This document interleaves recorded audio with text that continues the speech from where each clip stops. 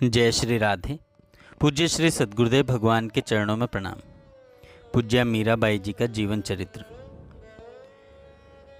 मीरा यूं तो श्याम कुंज में अपने गिरधर को रिझाने के लिए प्रतिदिन ही गाती थी, पर आज श्री कृष्ण जन्माष्टमी के दिन राज मंदिर में सार्वजनिक रूप से उसने पहली बार ही गायन किया। सब घर परिवार और बाहर के मीरा की असाधारण भक्ति एवं संगीत प्रतिभा देख आश्चर्यचकित हो गए। अतिशय भावुक हुए दूदा जी को प्रणाम करते हुए मीरा बोली, बाबोसा, मैं तो आपकी हूँ, जो कुछ है वह तो आपका ही है, और रहा संगीत, यह तो बाबा का प्रसाद है। मीरा ने बाबा बिहारी दास की ओर देखकर हाथ जोड़े, थोड़ा रुककर बोली, अब मैं जाऊँ बाबा? जाओ बेटी, श्री किशोरी जी तुम्हारा मनोरथ सफल करें। भरे कंठ से बाबा ने आशीर्वाद दिया। सभी को प्रणाम कर मीरा अपनी सखियों दासियों के साथ श्याम कुंज चल दी। बाबा बिहारी दास जी का आशीर्वाद पाकर वह बहुत प्रसन्न थी। फिर भी रह रहकर उसका मन आशंकित हो उठता था। कौन जाने प्रभु इस दासी को भूल तो न गए होंगे, किंतु नहीं, वे विश्वंभर, उनको सबकी खबर है, पहचान है। आज अवश्य पधारेंगे अपनी इस चरण आश्रिता को अपनाने। इसकी बाँह पकड़कर भव सागर में डूबती हुई को ऊपर उठाकर आगे की कल्पना कर वह आनंद अनुभूति में खो जाती है। सखियों दासियों के सहयोग से मीरा ने आज श्याम कुंज को फूल मालाओं की बंधनवार से अत्यंत सजा दिया था। अपने गिरधर गोपाल का बहुत आकर्षक श्रृंगार किया। सब कार्य सुंदर रीति से कर मीरा ने तानपूरा उठाया और गाने लगी, आओ मिलो मोहे प्रीतम प्यारे, हमको छाड़ भये क्यों न्यारे। बहुत दिनों से बाट निहारूं, तेरे ऊपर तन मन वारूं। तुम दर्शन की मोह मन माही, आए मिलो कृपा कर साई। मीरा के प्रभु गिरधर नागर, आए दरस द्यो सुख के सागर। मीरा की आंखों से आंसुओं की झड़ी लग गई। रोते रोते मीरा फिर गाने लगी। चंपा ने मृदंग और मिथुला ने मंजीरे संभाल लिए। जोहने गोपाल करूं ऐसी आवत मन में, अवलोकत बारिज बदन विवश भई तन में। गुरुजन कठिन कान कासों री कहिए, मीरा प्रभु गिरधर मिली ऐसे ही रहिए। गान विश्रमित हुआ तो मीरा की निमिलित पलकों तले लीला सृष्टि विस्तार पाने लगी। वह गोप सखा के वेश में आँखों पर पट्टी बांधे श्याम सुंदर को ढूंढ रही है। उसके हाथ में ठाकुर को ढूंढते ढूंढते कभी तो वृक्ष का तना, कभी झाड़ी के पत्ते और कभी गाय का मुख आ जाता है। वह थक गई, व्याकुल हो पुकार उठी, कहाँ हो गोविंद? आह, मैं ढूंढ नहीं पा रही हूँ। श्याम सुंदर कहाँ हो, कहाँ हो? श्री कृष्ण जन्माष्टमी का समय है। मीरा श्याम कुंज में ठाकुर के आने की प्रतीक्षा में गायन कर रही है।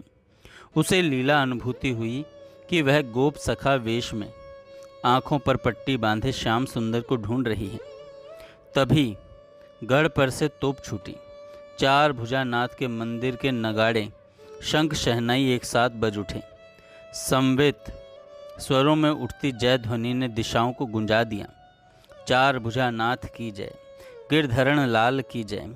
उसी समय मीरा ने देखा जैसे सूर्य चंद्र भूमि पर उतर आए हों।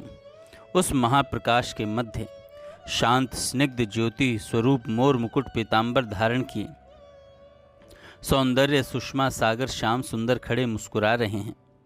वे आकर्ण दीर्घ द्रग, उनकी वह हृदय को मत देने वाली दृष्टि, वे कोमल अरुण अधर पल्लव, बीच में तनिक उठी हुई सुगढ़ नासिका, वह स्पृहा केंद्र विशाल वक्ष, पीन प्रलंब भुजाएं, कर पल्लव बिजली सा कौंधता पीतांबर और नुपुर मंडित चारु चरण। एक दृष्टि में जो देखा जा सका, फिर तो दृष्टि तीखी धार कटार से उन नेत्रों में उलझकर रह गई। क्या हुआ, क्या देखा, कितना समय लगा, कौन जाने। समय तो बेचारा प्रभु और उनके प्रेमियों के मिलन के समय प्राण लेकर भाग छूटता है। श्याम सुंदर ने मीरा जी से कहा, इतनी व्याकुलता क्यों? क्या मैं तुमसे कहीं दूर था? मीरा प्रातःकाल उसी लीला अनुभूति में ही मूर्छित रही। सब मूर्छा टूटने पर उसने देखा कि सखियां उसे घेर करके कीर्तन कर रही हैं।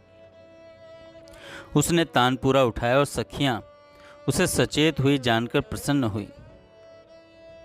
कीर्तन बंद करके वे मीरा का भजन सुनने लगी कि म्हारा ओढ़ गया घर आया जी, तन की ताप मिटी सुख पाया, हिलमिल मंगल गाया जी। घन की धुनी सुनी मोर मगन भया, घन की धुनी सुनी मोर मगन भया, यूं मेरे आनंद छाया जी। मगन भई मिली प्रभु अपनासु, भोंका दर्द मिटाया जी। चंद को निरख कुमुदनी फूले, हरिक भई मेरी काया जी। मीरा विरहणी शीतल भई, दुख द्वंद दूर नसाया जी। म्हारा ओढ़ गया घर आया जी। इस प्रकार आनंद ही आनंद में अरुणोदय हो गया। दासियां उठकर उसे नित्य क्रम के लिए ले चलीं। श्री कृष्ण जन्मोत्सव संपन्न होने के पश्चात बाबा बिहारी दास जी ने वृंदावन जाने की इच्छा प्रकट की। भारी मन से दूधा जी ने स्वीकृति दी। मीरा को यह जब मिथिला ने बाबा के जाने के बारे में बताया तो उसका मन उदास हो गया। वह बाबा के कक्ष में जाकर उनके चरणों में प्रणाम कर रोते रोते बोली, बाबा आप पधार रहे हैं? हाँ बेटी, वृद्ध हुआ अब तेरा यह बाबा। अंतिम समय तक वृंदावन में श्री राधा माधव के चरणों में ही रहना चाहता हूँ। बाबा मुझे यहाँ कुछ भी अच्छा नहीं लगता। मीरा कहती है कि बाबा मुझे यहाँ कुछ भी अच्छा नहीं लगता, मुझे भी अपने साथ वृंदावन ले चलिए ना बाबा। मीरा ने दोनों हाथों से मुख ढांपकर सुबकते हुए कहा, श्री राधे श्री राधे। बिहारी दास जी कुछ बोल नहीं पाए। उनकी आंखों से भी अश्रुपात होने लगा। कुछ देर पश्चात उन्होंने मीरा के सिर पर हाथ फेरते हुए कहा, हम सब स्वतंत्र नहीं हैं पुत्री, वे जब जैसा रखना चाहें उनकी इच्छा में ही प्रसन्न रहें। भगवत प्रेरणा से ही मैं इधर आया। सोचा भी नहीं था कि शिष्या के रूप में तुम जैसा रतन पा जाऊंगा। तुम्हारी शिक्षा में तो मैं निमित्त मात्र रहा। तुम्हारी बुद्धि, श्रद्धा, लगन और भक्ति ने मुझे सदा ही आश्चर्यचकित किया है।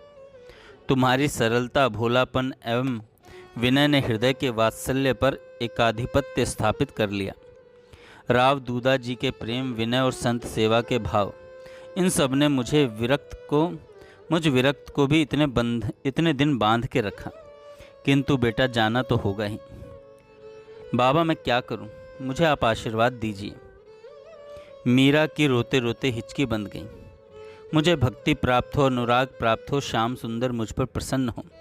उसने बाबा के चरण पकड़ लिए। बाबा कुछ बोल नहीं पाए, बस उनकी आंखों से झरझर आंसू चरणों पर पड़ी मीरा को सिक्त करते रहे। फिर भरे कंठ से बोले, श्री किशोरी जी और श्याम सुंदर तुम्हारी मनोकामना पूर्ण करें। पर मैं एक तरफ जब तुम्हारी भाव भक्ति और दूसरी ओर समाज के बंधनों का विचार करता हूँ तो मेरे प्राण व्याकुल हो उठते हैं। बेटा बस प्रार्थना करता हूँ कि तुम्हारा मंगल हो। चिंता न करो पुत्री, तुम्हारे तो रक्षक स्वयं गिरधर हैं। अगले दिन जब बाबा श्याम कुंज में ठाकुर को प्रणाम करने आए तो मीरा और बाबा की झरती आंखों ने वहाँ उपस्थित सब जन को रुला दिया। मीरा आंसुओं से भीगी वाणी में बोली, आप वृंदावन जा रहे हैं बाबा, मेरा एक संदेश ले जाएंगे? बोलो बेटी, तुम्हारा संदेश वाहक बनकर तो मैं कृतार्थ हो जाऊंगा। मीरा ने कक्ष में दृष्टि डाली। दासियों सखियों के अतिरिक्त दूधाजी व रायसल काका भी थे। लाज के मारे क्या कहती, शीघ्रता से कागज कलम ले लिखने लगी। हृदय के भाव तरंगों की भांति उमड़कर आने लगे। आंसुओं से दृष्टि धुंधला जाती है। वह ओढ़नी से आंसू पोंछ फिर लिखने लगती हैं। लिखकर उसने मन ही मन पढ़ा, गोविंद गोविंद कबहूँ मिले पिय प्यारा, चरण कवल को हंस हंस देखूं, राखूं नैना नेरा, निरखन का मोहि चाव घनेरो, कब देखूं मुख तेरा, व्याकुल प्राण धरत नहीं धीरज, मिल तू मीत सवेरा, मीरा के प्रभु गिरधर नागर, ताप तपन बहु तेरा। पत्र को समेटकर और सुंदर रेशमी थाली में रखकर मीरा ने पूर्ण विश्वास से उसे बाबा की ओर बढ़ा दिया। बाबा ने उसे लेकर सिर चढ़ाया और फिर उतने ही विश्वास से गोविंद को देने के लिए अपने झोले में सहेज कर रख लिया। गिरधर को सबने प्रणाम किया। मीरा ने पुनः प्रणाम किया। बिहारी दास जी के जाने से ऐसा लगा जैसे गुरु, मित्र और सलाहकार खो गया हो। कल गुरु पूर्णिमा है। मीरा श्याम कुंज में बैठी हुई सोच रही है। सदा से इस दिन गुरु पूजा करते आ रहे हैं। शास्त्र कहते हैं कि गुरु के बिना आज्ञा नहीं होती। वही परम तत्व का दाता है। वही परम तत्व का दाता है। तब मेरे गुरु कौन? वह एकदम उठकर दूधा जी के पास चल पड़ी। वहाँ जयमल जी दूधा जी से तलवारबाजी के दांव पेंच सीख रहे थे। मीरा दूधा जी को प्रणाम कर भाई की बात खत्म होने की प्रतीक्षा करते बैठ गई। पर जयमल तो युद्ध, घोड़ों और धनुष तलवार के बारे में वीरता से दूधा जी से कितने ही प्रश्न पूछते जा रहे थे। मीरा ने भाई को टोकते हुए कहा, बाबूसा से मुझे कुछ पूछना था। पूछ लूँ तो फिर भाई आप बाबूसा के साथ पुनः महाभारत प्रारंभ कर लेना।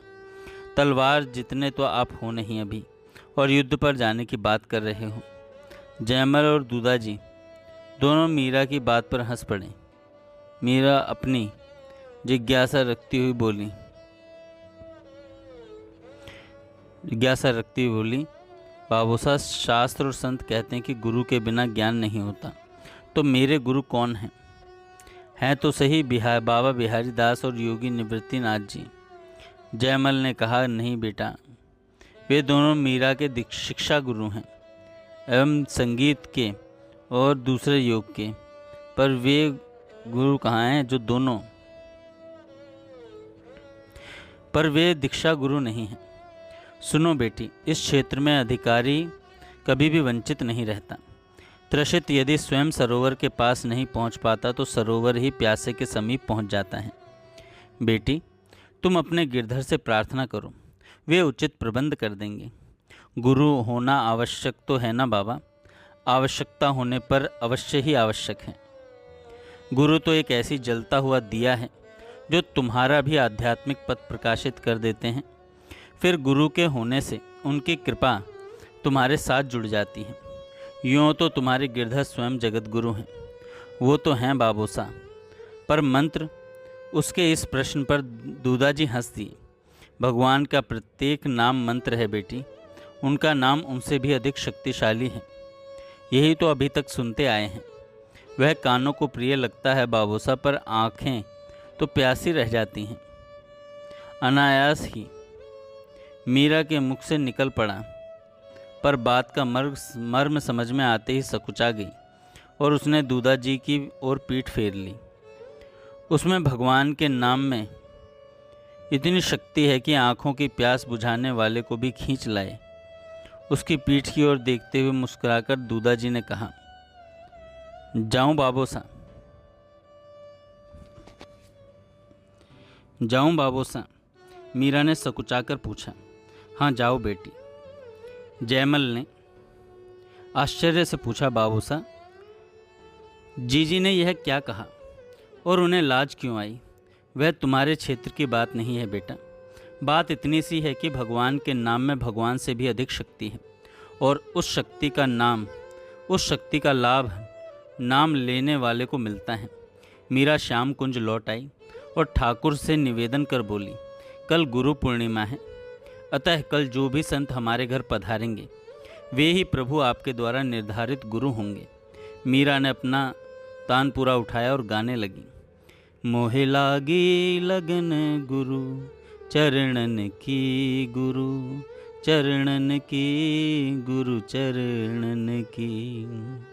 चरण बिना मोहे कछु नहीं भावे, जग माया सब सपनन की। मोहे लागी लगन गुरु चरणन की, गुरु चरणन की, गुरु चरणन की।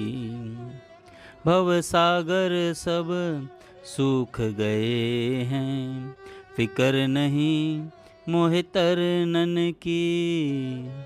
मीरा के प्रभु गिरधर नागर, आस लगी गुरु शरणन की। मोहि लागी लगन गुरु चरणन की गुरु चरणन की, गुरु चरणन की। रात्रि में मीरा ने स्वप्न देखा कि महाराज युधिष्ठिर की सभा में प्रश्न उठा कि प्रथम पूज्य सर्वश्रेष्ठ कौन है, जिसका प्रथम पूजन किया जाए। चारों तरफ से एक ही निर्णय हुआ, कृष्णम वंदे जगत गुरु।